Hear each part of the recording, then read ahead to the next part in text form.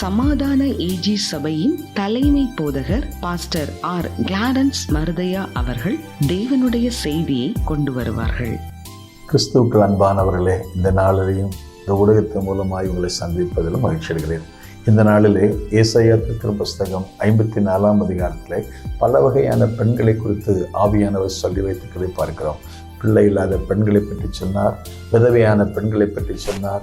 இன்றைக்கு தள்ளப்பட்ட ஒரு பெண்ணை பற்றி வாசித்து பார்க்கிறோம். ஆண்டவர் நம்மேல் எவ்வளவு கரிசனையா இருக்கிறார். சிறு பிள்ளைகள் மேல் கரிசனையா இருக்கிறார், வாலிபர்கள் மேல் கரிசனையாக இருக்கிறார்.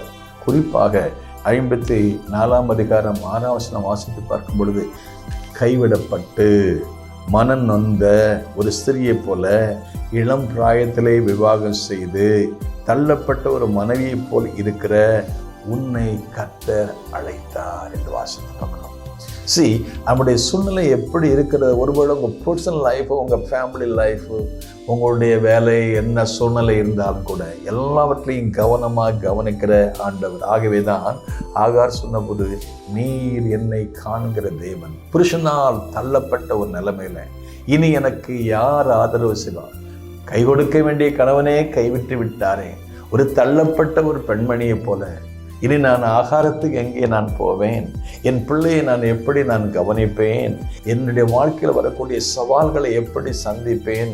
இப்படிப்பட்ட நிலைமையிலே தள்ளப்பட்ட, கைவிடப்பட்ட, மனநொந்த, உடைந்து போன ஒரு தள்ளப்பட்ட சூழ்நிலை காணப்படுகிற அந்த பெண்கள் மேலேயும், அந்த அப்படிப்பட்ட நபர்கள் மேலேயும் கர்த்தர் கரிசனை உள்ளவராக இருக்கிறார். நீங்கள் எந்த நிலைமையில் இருந்தாலும் அந்த நிலைமையில் நமக்கு உதவி செய்வதற்கு ஆண்டவர் நமக்கு போதுமானவராக இருக்கிறார்.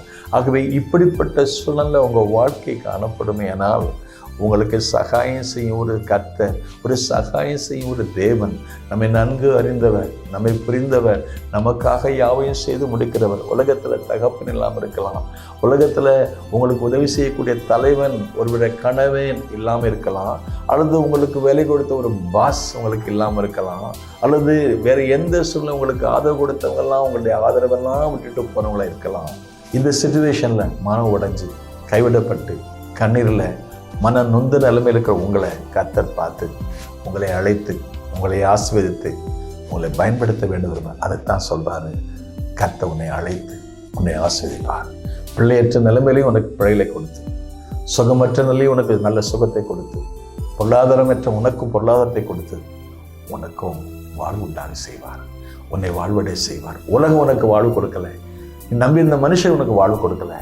நானே வழியும், நானே சத்தியம், நானே வாழ்வு என்று சொன்னாரே, அந்த ஆண்டவர் உங்களுக்கு உதவி செய்ய வல்லவராக இருக்கிறார். அவரை நம்புங்க, அவரை விசுவாசிங்க, அவரை ஏற்றுக்கொள்ளுங்க. உங்கள் வாழ்வு புது வாழ்வு மாறும். நிந்தை மாறும், சிறையிருப்பு மாறும், கண்ணீர் மாறும், துக்கம் மாறும். உன் துக்க நாட்கள் முடிந்தது, உன் துக்கம் சந்தோஷமாய் மாறும். May God bless you. பூமியிலே சமாதானமும் நிதியமும் உண்டாகட்டும்.